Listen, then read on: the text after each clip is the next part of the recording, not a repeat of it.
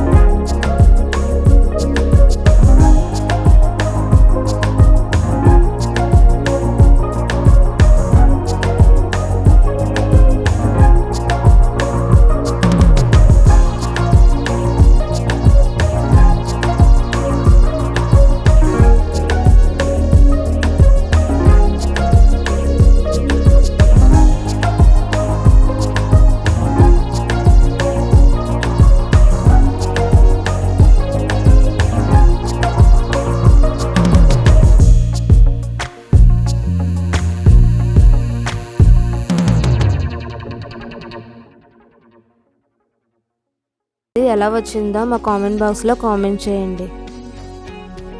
Thank you very much. RAO world.